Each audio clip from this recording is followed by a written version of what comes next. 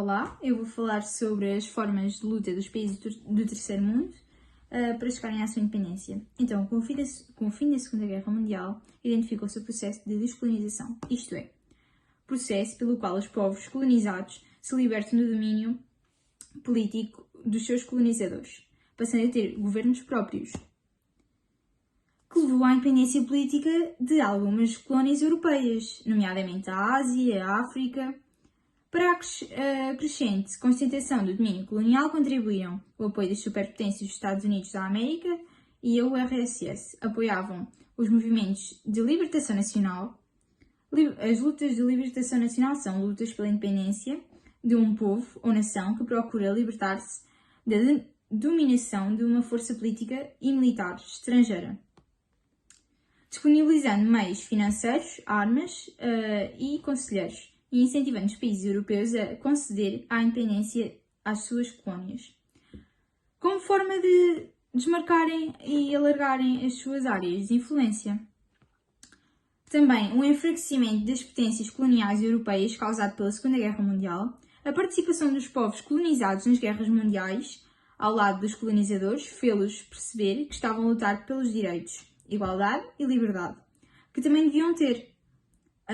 O aparecimento entre os colonizados de minorias intelectuais que iam tornando a consistência da injustiça e da exploração que eram alvo. As determinações da ONU e da Conferência de Bandung, no que diz respeito aos direitos dos povos e à autodeterminação. A autodeterminação é um conceito que tem base no direito de um povo a escolher livremente a sua forma de governo e ser reconhecido como Estado independente. Existiram diferentes formas de lutas. A via pacífica, forma de resistência utilizada, por exemplo, na Índia, por Gandhi, que defendeu a independência do seu país, alcançada em 1947, incentivando a população a desobedecer às autoridades britânicas. Por exemplo, recusando a pagar impostos. Por vezes, principalmente na África Negra, a associação permitiu os novos países manterem laços económicos e culturais com a antiga metrópole. O recurso à violência, utilizado nomeadamente a tática da guerrilha, que levou ao desgaste das potências colonizadoras, foi o caso da Guerra da Indochina, em que os franceses enfrentaram um desgaste de luta de guerrilha e da Indonésia, que conseguiu a independência em relação à Holanda, em 1949, após uma longa luta contra a metrópole. Em África, o processo mais violento de descolonização ocorreu no Congo belga, onde a independência deu origem a uma guerra civil. França, por sua vez, enfrentou um conflito contra a Argélia, país que conseguiu ver a sua independência reconhecida em 1962. Também Portugal enfrentou a guerra colonial em África. Lá vou falar sobre Gorbachev, ou Mikhail Gorbachev, é a mesma coisa. Então, é um estadista e político russo, oitavo e último líder da União Soviética, foi secretário-geral do Partido Comunista da União Soviética de 1985 a 1991.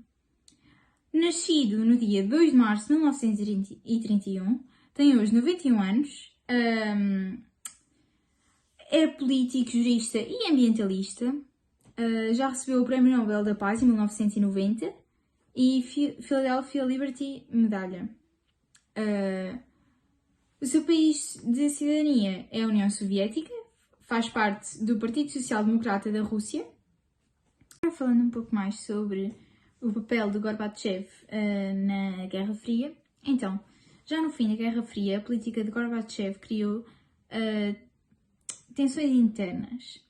Por um lado, grupos conservadores de burocracia do partido e do Estado, aliados nos setores militares, opunham-se às reformas. Por outro, uma corrente liberal, cujo líder mais conhecido era o presidente da República Russa, Boris, que exigia a aceleração das reformas e a instalação de uma economia de mercado acompanhada da privatização de uma das empresas estatais. No dia 19 de agosto de 1991, o grupo conservador conhecido como Linha Dura afastou Gorbachev do poder, num golpe de Estado, e ocupou, com tanques, a guerra dos pontos estratégicos de Moscou. A reação da população foi imediata, Milhares de pessoas saíram às ruas para protestar contra os conservadores. À sua frente estava Boris, que, de alto de um tanque, leu uma proclamação que exigia o retorno da ordem constitucional. Com o fracasso do golpe, Gorbachev, que estava preso em sua casa, na praia de Crimeia, voltou a Moscou no dia 22 de agosto. No dia 29, o Soviete Supremo deu o golpe final no Partido Comunista Soviético, proibindo as suas atividades em todo o território nacional. Gorbachev lutou quanto pode pela manutenção da União Soviética, mas, no dia 8 de dezembro de 1991, reunidos em Brest, os presidentes da Rússia, da Ucrânia e da Bielorrússia assinaram um documento em que formalizava a CEI, Comunicação dos Estados Independentes, em substituição da União Soviética de Gorbachev. Seu lugar na ONU passou a ser ocupado pela Rússia. No dia 25 de dezembro, Gorbachev renunciava ao cargo de presidente da União das Repúblicas Socialistas Soviéticas. Em 1990, Gorbachev ganhou o Prémio Nobel da Paz, como já tinha referido anteriormente, por seu trabalho para acabar com as tensões da Guerra Fria, e atualmente dirige a Fundação de Gorbachev desde 1991 e dirige a Cruz Verde Nacional desde 1993. Nos anos 50 do século XX, já recuperada da destruição da guerra, a Europa Ocidental entra numa fase de elevado crescimento económico, para o qual contribui a intervenção do Estado, promovendo o investimento, a criação de postos de trabalho, o aumento da produção, a distribuição de subsídios, atingindo-se assim o quase pleno emprego. Isto quer dizer que havia muito poucas pessoas ou quase nenhumas desempregadas. Este maior intervencionismo estatal também esteve relacionado com a necessidade de evitar a miséria e as desigualdades do após-guerra, que contribuísse para aumentar os regimes fascistas e o alastrar do comunismo. Os governos criaram então um sistema de segurança social, que era obrigatório e controlado pelo Estado, com base no pagamento de impostos que garantisse o apoio a toda a população. Só assim seria possível diminuir as desigualdades e assegurar o mínimo indispensável à sobrevivência de cada um. Esta política de proteção aos cidadãos garantia assistência médica, subsídio de desemprego ou de invalidez, reforma e escolaridade mínima obrigatória e gratuita. Este estado de previdência, que surgiu nos Estados Unidos na época da Grande Depressão, generalizou a maioria dos países ocidentais, contribuindo para o aparecimento de uma sociedade de abundância, possibilitando assim a muitas pessoas uma melhor qualidade de vida. A publicidade, o marketing, as grandes superfícies comerciais e as vendas a crédito estimularam o desenvolvimento de uma sociedade de consumo. Além de originar grandes gastos necessários e por vezes endividamento das famílias, este tipo de população gera graves problemas ambientais, devido ao rápido esgotamento dos recursos naturais e o aumento da poluição. As questões transnacionais, as migrações, a segurança e o ambiente. As questões transnacionais cruzam as fronteiras do mundo, afetam sociedades distantes e lembram-nos que a Terra e a humanidade, apesar de divisões da diversidade, são unas. Resolvê-las, minerá-las, ultrapassa o controle de qualquer Estado-nação, exigindo a colaboração da ONU, de organizações supranacionais, regionais e não governamentais. As migrações. Em 2000 existem no mundo cerca de 150 milhões de pessoas a viver num país que não é aquele onde tinham nascido. Tal como há 100 anos, os motivos económicos continuam determinantes nas mais recentes migrações. Mas os motivos políticos também pesam, especialmente se nos lembrarmos dos múltiplos conflitos regionais das últimas décadas. E este estado de tensão e guerra se deve a cerca de 20 milhões de refugiados que o mundo contabiliza desde o início do século XXI. O Sul surge-nos como um local de vastos fluxos migratórios. Os países com maior número de imigrantes encontram-se, no entanto, no Norte. Se nos locais de partida os imigrantes significam uma fonte apreciável de alívio de problemas, nos locais de acolhimento provocam reações complexas e problemáticas. Pode resultar em tensões e conflitos étnicos. Até em países ocidentais de tradicional acolhimento, os imigrantes defrontam-se com inesperadas reações, desde dificuldades económicas à progressão de desemprego. Os imigrantes são considerados como concorrentes aos postos de trabalho que restam, o que origina reações xenofóbicas. É neste contexto de hostilidade inesperada e indesejada em países democráticos que apreciáveis esforços se incentam para promover a interculturalidade. A segurança. Desde o 11 de setembro de 2001, tornou-se impossível ignorar esta ameaça internacional, que é o terrorismo. Embora o terrorismo não constitua um fenómeno novo, o terceiro quartel do século 2000 assistiu a uma escalada terrorística que assumiu proporções inesperadas. De facto, nas 2 últimas décadas, o terrorismo transformou-se numa ameaça à escala planetária.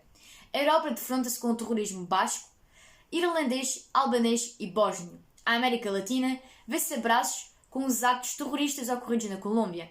A América do Norte, como já referimos, conheceu um atentado mais violento que há memória. A Ásia defronta-se com o terrorismo religioso e político.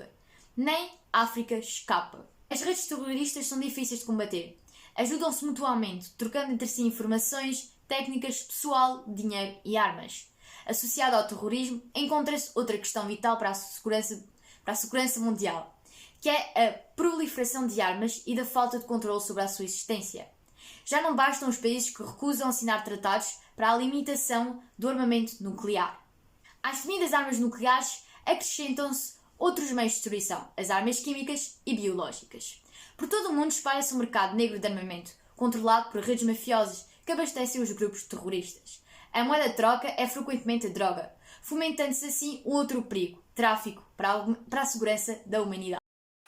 Como acontecimentos desta época temos a Guerra da Coreia, que aconteceu em 1950, a Guerra do Afeganistão, que aconteceu em 1979, os ataques terroristas do 11 de setembro, que aconteceu em 2001, os ataques terroristas de Paris, que aconteceu em 2015, e a pandemia do novo coronavírus, que aconteceu em 2020.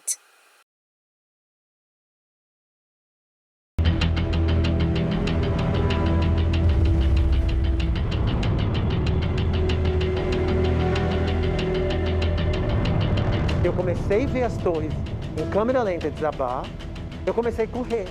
Okay,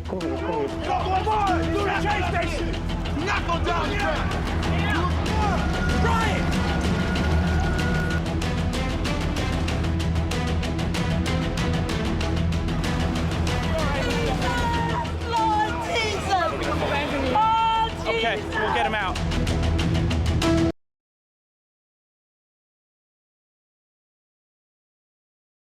Un instant. Il y a une bombe, elle a explosé. Wow, on dirait que du Stade de France. Oh là là. Deuxième explosion au Stade de France. Deuxième explosion, courez. Barrez-vous. Il y a des attentats. Des explosions aux abords du Stade de France. 3 au total à partir de 21h17. La nuit d'horreur vient à peine de commencer. François Hollande, qui assistait au match amical France-Allemagne, est exfiltré. Il découvre alors la situation dans Paris. Les 10e et 11e arrondissements de la capitale sont ciblés par des attaques, des fusillades aveugles à des terrasses de cafés et de restaurants, comme au Petit Cambodge et au Carillon, rue Ali.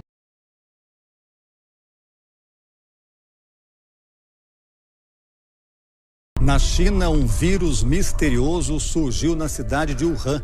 O vírus é uma variante do coronavírus, mas se sabe muito pouco sobre ele até agora. 2 pessoas que tiveram o vírus morreram.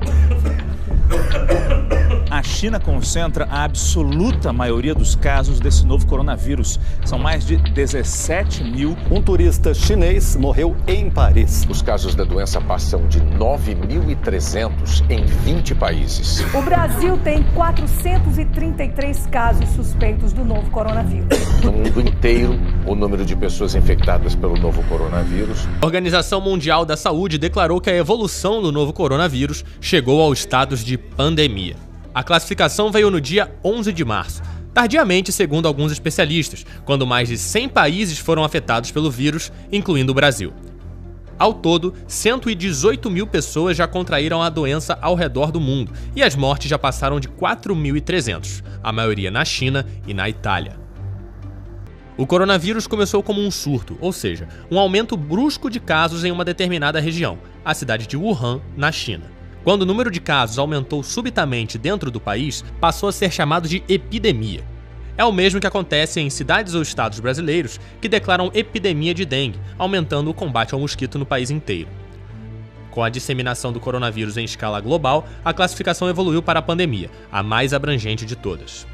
O último exemplo de uma pandemia mundial foi a do vírus H1N1, em 2009, que chegou a atingir 120 territórios do mundo em apenas 8 semanas. Imagens de aeroportos desertos e eventos esportivos realizados sem torcedores se tornaram comuns nos últimos meses, à medida que mais países foram aumentando seus números de casos confirmados. Vários eventos internacionais foram cancelados na Europa e nos Estados Unidos, como o Festival de Tecnologia e Artes South by Southwest, no Texas. E há especulações sobre o adiamento das Olimpíadas de Tóquio, originalmente marcadas para 24 de julho de 2020. No fim de janeiro, a Organização Mundial da Saúde já havia decretado emergência de saúde pública internacional por causa da disseminação do Covid-19. O Brasil tem algumas dezenas de casos confirmados e quase 1.000 deles ainda classificados como suspeitos. Os números ainda tendem a aumentar, e já existem casos confirmados de transmissão interna no país. No entanto, até a primeira semana de março, não houve notificação pelas autoridades de saúde de nenhuma vítima fatal.